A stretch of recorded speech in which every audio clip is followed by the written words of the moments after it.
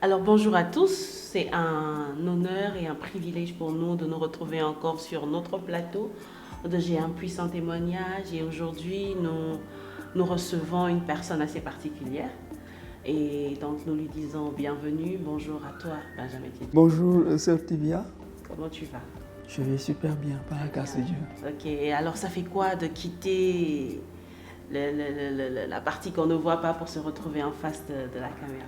Bon, ça fait un peu bizarre, mais bon, il faut que j'accepte de jouer le jeu quand même. C'est super. Alors donc là, tu nous montres déjà un grand témoignage. C'est que tu ne recueilles pas que les témoignages. Toi aussi, tu donnes ton témoignage. Et ça déjà, c'est un témoignage. Tout à fait, tout à fait. C'est une bonne chose. Alors aujourd'hui, nous allons écouter ton témoignage. Et juste pour dire, jusqu'ici, on a écouté des témoignages de conversion. Mais aujourd'hui, on va écouter un témoignage assez particulier. C'est un témoignage qui a trait au mariage. C'est bien ça? C'est ça. Voilà, donc nous appelons les célibataires vraiment à nous écouter parce que ça peut intéresser quelqu'un. Parce que bon, est-ce que tu penses que ça peut parler aux mariés encore? Oui. Bon, les mariés, pas spécifiquement, peut-être, bon, s'ils peuvent donner des conseils donc, par rapport à ça. Voilà. Donc ça va intéresser tout le monde, mais de façon particulière quand même les célibataires, n'est-ce pas? Oui, Voilà. surtout. C'est ça. Donc on invite les célibataires à rester attentifs à tout ce qui va être dit parce que notre frère a beaucoup de choses à dire qui vont être un puissant témoignage pour nous tous. Alors nous t'écoutons. Qu'est-ce que tu veux nous partager comme témoignage? Bon, beaucoup de choses, hein, beaucoup de choses. D'abord déjà, je vais commencer par les périodes de fiançailles. Donc la partie où on s'est connus, bon, ça va être trop long. Oui. Donc celle qui est devenue ma femme maintenant, on s'est fiancés en début mars 2020. Donc juste donc après donc les fiançailles, on s'était donc dit qu'on allait se marier le 6 juin de la même année. 2020 alors. Oui. Mais bon, après, les choses ne se sont pas passées comme on le veut. Donc, parce que déjà, donc, au sein de sa famille, on n'était pas trop d'accord par rapport à la date. Donc, son papa se trouve en France. Donc, une bonne partie de la famille aussi donc, se trouve en France. Donc, on n'était pas trop d'accord sur certaines choses. Là, c'était une chose. Donc, la deuxième chose était que, juste après donc, nos fiançailles, j'ai perdu mon travail. Wow. Et ça a duré quand même, pratiquement donc, 1 an. Donc on était là à tourner en rond. Est-ce qu'on va se marier? Est-ce qu'on ne va pas se marier? Et c'était assez dur pour nous. Donc comme vous le savez, hein, quand on est fiancé, il y a déjà cette attraction. Donc il y a de l'autre côté des gens donc, qui donnent de mauvais conseils du genre, voilà, va l'enceinte, comme que voilà, ses parents ne sont pas d'accord, ils vont te donner un mariage. Elle aussi, donc de son côté, on lui disait, vas-y, bon, vous allez faire un enfant, donc ton papa va permettre que vous vous mariez. Bon, après, donc, on s'est dit que non, bon, nous, on est des chrétiens, on ne va pas faire ça, donc on va patienter. Donc c'était une période assez difficile, vous commencez à vous fiancer et vous dites en principe que les fiançailles ça va être rapide, le mariage et là tout de suite, juste après les fiançailles, vous tombez sur plusieurs types de difficultés. Mais comment vous avez vécu ça en tant que fiancé? Est-ce que ça a eu un impact sur votre engagement l'un pour l'autre ou bien est-ce que ça vous a fortifié? Comment vous avez vécu ça? C'est en même temps des moments de doute. Mais également aussi donc des moments qui te permettent aussi donc de t'approcher davantage de Dieu. Parce que bon, en de pareilles circonstances, quand tu baisses donc les bras, l'ennemi gagne en terrain.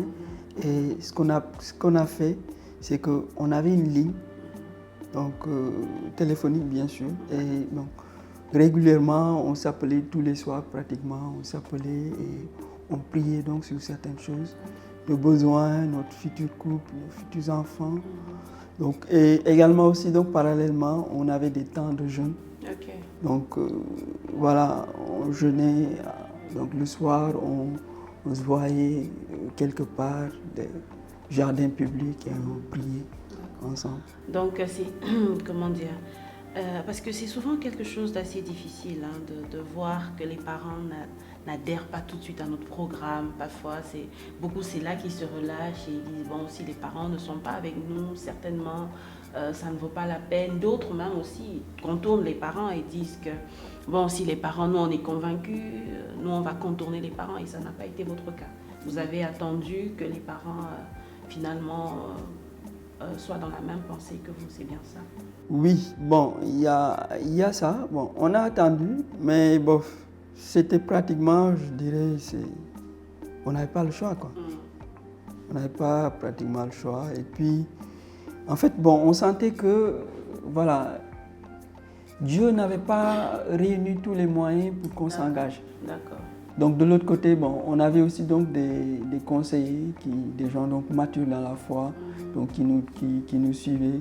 Donc, tu ne dois pas dire ça, tu ne dois pas faire ça, faites ceci, faites cela. Et on suivait donc les instructions. Voilà. Mais ça, c'est mature ce que tu dis, parce qu'aujourd'hui, ce n'est pas tout le monde qui prête attention. On a la sensation que Dieu n'a pas réuni. Souvent, toi, par exemple, tu dis que vous aviez une date. Je pense que tu as dit le 6 juin. Donc, il y a beaucoup qui aujourd'hui, on a une date, on s'est déjà fiancé, les parents étaient d'accord pour qu'on se fiance, on a la date et on fonce, même si on n'a pas forcément... Tout le monde n'a pas la sensibilité de voir qu'il n'y a pas encore... Mais vous avez eu cette sensibilité de savoir que ce n'était pas encore le bon moment, il fallait écouter les parents, il fallait voir la progression des choses, comment Dieu disposait les choses. Et je pense que ça, c'est déjà un grand signe de maturité. Oui, oui. Bon, si tu le dis ainsi, bon, gloire à Dieu. Mais si, parce que c'est quand même une réalité. Et ça, j'interpelle vraiment les différentes personnes qui nous regardent à prendre en considération cet aspect, de regarder comment les gens, quel est le retour qu'on a des parents. C'est pas leur avis, parfois n'est pas comme on veut, mais prêtez attention. Qu'est-ce que Dieu nous dit en fonction de ce que les parents nous disent. Vraiment, moi je vois que c'était un signe de maturité. Et d'ailleurs, tu l'as dit, vous avez pris des temps de prière, de jeûne. Je pense que le Seigneur a aussi utilisé tout ça pour vous fortifier dans ces moments-là. Oui, oui, il a utilisé non seulement pour nous fortifier, mais également aussi donc le moment venu, on l'a senti aussi. Je me rappelle donc à l'époque, comme je le disais, donc ça faisait pratiquement 1 an qu'on était donc dans ça. Un jour, j'ai rendu visite à un de mes mentors et c'est lui-même donc qui a relancé le débat. Il m'a dit, mais où est-ce que tu en es par rapport à ton projet de mariage?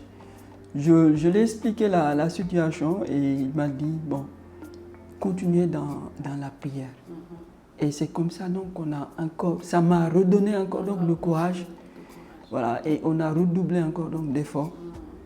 Et en début d'année 2021, janvier, donc mars, mois de mars encore. Encore mars. Donc je me rappelle donc un jour j'étais en discussion donc avec celle qui était ma fiancée et qui est devenue ma femme aujourd'hui. Par la grâce de Dieu, je lui ai dit, est-ce que tu ne peux pas relancer tes parents pour voir s'ils vont nous autoriser cette fois-ci à nous marier. Ok, bon, pourquoi pas. Bon, ça ne coûte rien d'essayer. Donc, elle a appelé son papa qui est en France. Et quand elle l'a appelé, donc, il lui a dit, bon, maintenant vous pouvez prendre une date. Bon, ok, maintenant on peut prendre une date, mais il se trouve que, entre-temps, voilà, je suis resté 1 an sans travail. Et même à l'instant T, je n'avais pas de travail. Donc, et financièrement, voilà, ce n'était pas le bon moment, quoi, surtout financièrement. Donc, bon, en fait, la réponse que je lui ai donnée, je lui ai dit, bon, ok, on va continuer à prier. Mais moi, dans ma tête, c'est impensable que je m'engage dans une telle chose. Parce que, bon, mon grand frère me le disait donc surtout, il me disait que, bon, attention de ne pas prendre certains engagements parce que déjà ta femme, elle est bien chez elle, elle ne manque absolument de rien. Et j'étais, voilà, je suis d'accord, elle ne manquait de rien. Toi, tu n'as pas de travail, tu es resté 1 an sans travailler. tu l'amènes chez toi, avec quoi tu vas la nourrir déjà. Et voilà, toutes ces idées donc tournaient dans ma tête. Et dans ma tête, pour moi, c'était catégorique, on ne devrait pas s'engager. Mais qu'est-ce qui s'est passé? C'était un mercredi qu'on a discuté. Et quand je lui ai dit, bon, on va prier, on va continuer à prier. Bon, après, il m'a dit, bon, je ne comprends pas. Mon papa dit de choisir une date et maintenant, c'est toi qui veux reculer. Bon, je n'avais pas de réponse. Mais à ce moment, à partir de ce mercredi, j'ai perdu complètement la paix. Je n'avais pas la paix. C'était une chose inexplicable. Je ne peux pas l'expliquer. Cette sensation, je ne l'avais jamais eue. Et même moi, je ne comprenais pas ce qui se passe. Je me disais, mais cette sensation bizarre là, c'est quoi? Quand je dormais, bon, je n'arrivais pas à dormir comme d'habitude. Je n'avais pas la paix. Donc, je me demandais qu'est-ce qui se passait. En fait, pour moi, c'était juste un signal de Dieu parce que, en fait, entre-temps, j'écrivais pour un ministère chrétien donc, en ligne. Donc, là, on partageait des exhortations, donc encourager donc, le peuple de Dieu. Donc, je venais tout juste donc, de dire aux dirigeants de ce ministère que voilà, maintenant, je vais arrêter parce que bon, je n'ai plus l'inspiration comme avant. Je pensais qu'en fait, c'était Dieu qui me faisait signe de retourner. Voilà. Mais bon, j'ai beaucoup hésité. Donc, j'ai traîné pratiquement 2 jours, le mercredi, le jeudi, donc le vendredi. Donc, le vendredi, donc, normalement, on devait avoir une réunion de prière à l'église. Avant d'aller le soir à la réunion d'église, j'ai appelé mon grand frère et je lui ai dit, je ne sais même pas ce qui m'a fait dire ça. Je lui ai dit, écoute, ma fiancée et moi, on a décidé, j'ai donné une date, bon, nous-mêmes, ma fiancée et moi, c'était donc la date qu'on s'était donnée, bon, et puis bon, on s'amusait. Mais bon, officiellement, on ne voulait pas avancer ça. Donc je lui ai dit, nous avons décidé de nous marier le 12 juin. Et c'est comme ça, la paix m'est revenue instantanément comme un boubou. Et ça m'a fait bizarre, quoi. Qu'est-ce qui se passe? Il y a 2 jours, 3 jours, j'avais perdu la paix et instantanément, j'ai retrouvé la paix. Donc pour moi, c'était en fait en ce moment-là que Dieu nous a donné son OK. En fait, c'était pour nous bon, en fait, le moment favorable. Donc d'annoncer voilà, officiellement que voilà, le 12, on va se marier. Mais voilà, mais toujours est-il que financièrement, rien ne nous disait que voilà, tout va marcher. Donc en réalité, il y a eu au début le problème des parents qui n'étaient pas d'abord à fond, si je peux dire comme ça, avec vous, avec votre date, mais en fait il y a un problème qui était plus grand qui était là, et ce problème-là il était intrinsèque en fait à toi. Le fait de perdre son boulot, de préparer son mariage et de perdre son boulot, je pense que c'était quand même assez déroutant, de telle sorte que toi, ça a été un blocage, je pense, tout au long, et tu as donc douté, en fait, que c'était le bon moment pour toi de te lancer, même quand Dieu te dit que c'est... Même quand tu as la conviction que Dieu te dit que c'est le moment, toi, tu dis non, sans boulot, là, est-ce que ça va pas être possible? Mais au final, qu'est-ce qui s'est passé? Oui, bon, après, en fait, bon, quand j'ai retrouvé bon, cette paix-là, je me rappelle, on avait décidé de... Ma femme, elle est guinéenne, donc, mais bon, elle a grandi à Dakar, bon, ce qui fait que bon, elle parle le français, donc tout ça. Donc, on avait décidé de prendre ses papiers de la Guinée, donc, pour des raisons personnelles, et de faire donc le mariage donc, civil. Donc, qu'est-ce qui s'est passé? On devrait traduire ça, donc envoyer de l'argent en Guinée, donc pour qu'ils nous cherchent donc les documents déjà, nous l'envoyer, c'est de l'argent. Mais où est-ce que moi, en tant que chômeur, j'ai trouvé ça? Mais je te dis une chose, en fait, bizarrement, à chaque fois qu'on avait besoin d'une somme, il y avait une personne qui m'appelait pour me dire que voilà, moi je donne en contribution ça. Ça, c'est sans que vous ne fassiez la demande. Sans que je ne fasse la demande. Et beaucoup de personnes ne savaient même pas que voilà, quoi, j'étais en chômage. Mais donc, beaucoup de personnes savaient également que voilà, maintenant, Benjamin et sa fiancée sont dans le processus de se marier et ils vont se marier le 12. Donc là, le Seigneur a pris en charge en fait.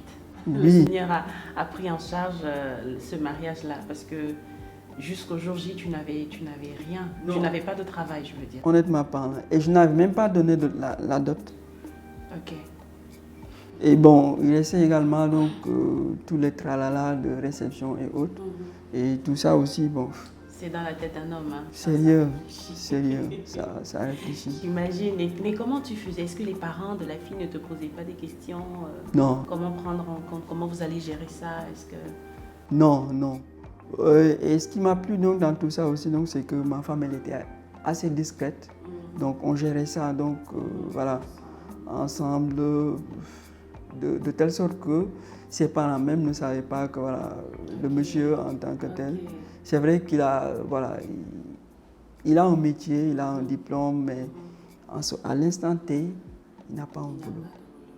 Non seulement ma famille, il y a ma femme, il y a aussi donc, un groupe restreint aussi donc, qui le connaissait, dont mon papa adoptif. Donc lui aussi donc, il le connaissait. Mon grand frère aussi. Il y avait quand même un groupe assez restreint donc, qui était au courant.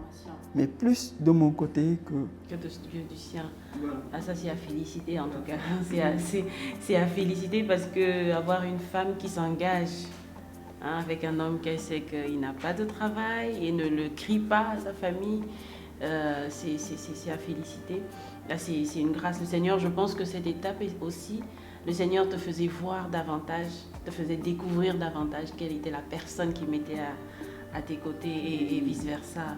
Oui. Je pense. Et mieux encore, en fait, il y a même quelques effets comme la robe, tout ce qui est décoration pour elle, c'est elle qui l'a acheté. Wow. Elle faisait son business à côté et c'est elle-même qui a géré tout ça d'elle-même. Sérieux. La Bible dit que si tu trouves une femme, tu trouves le bonheur. Donc on peut dire que tu l'as trouvée. En tout cas, c'est extraordinaire. Donc, tu as préparé tout ce mariage avec toutes les dépenses que ça demande, vraiment sans argent. Et le Seigneur a pourvu à chaque étape. Et il t'a donné une merveilleuse femme aussi, qui t'aide dans tout ça et qui ne dit rien. Je pense qu'à la fin de ce témoignage-là, il faut que tu renouvelles encore... que tu lui renouvelles encore toute ta reconnaissance, parce que je pense que c'est vraiment extraordinaire ce que tu as vécu. Maintenant, aujourd'hui, il y a quand même beaucoup de jeunes qui passent par cette situation, qui veulent s'engager dans les liens du mariage, mais qui n'ont pas des fonds, qui se disent que bon, est-ce que je peux vraiment m'engager? Je pense que ton témoignage vraiment peut également donner de l'assurance à ces personnes-là. Parce qu'aujourd'hui, la question financière est une question très cruciale dans la préparation du mariage. Et là, ton témoignage vient clairement montrer que ça n'est pas en fait aussi déterminant. Je pense que Dieu t'a montré qu'il est vraiment Jéhovah Jireh, celui qui pourvoit à tes besoins. Et il ne faut pas que les finances soient en fait un blocage. Quand on veut s'engager, on compte sur Dieu et si Dieu donne son aval, on fonce. Mais toi-même, qu'est-ce que toi tu peux dire de tout ça? Qu'est-ce que le Seigneur t'a permis vraiment de comprendre? Ça, moi j'ai dit ce que j'ai compris, mais toi-même, qu'est-ce que le Seigneur t'a vraiment permis de découvrir dans cette étape-là? Et qu'est-ce que tu veux partager à ceux qui t'écoutent aujourd'hui? Bon, ce que j'ai compris donc de tout ça, c'est que bon, c'est lui qui gère tout. Hein. À un moment, quand en fait... la première date que j'avais prise, je me rappelle, j'avais un très bon poste. Je commençais même à m'enorgueillir. J'appelais les gens et leur disais, bon, mais attends, mon jour c'est le 600. Parce que bon, je savais que, voilà quoi, là, voilà, oui, personnellement, je pouvais gérer.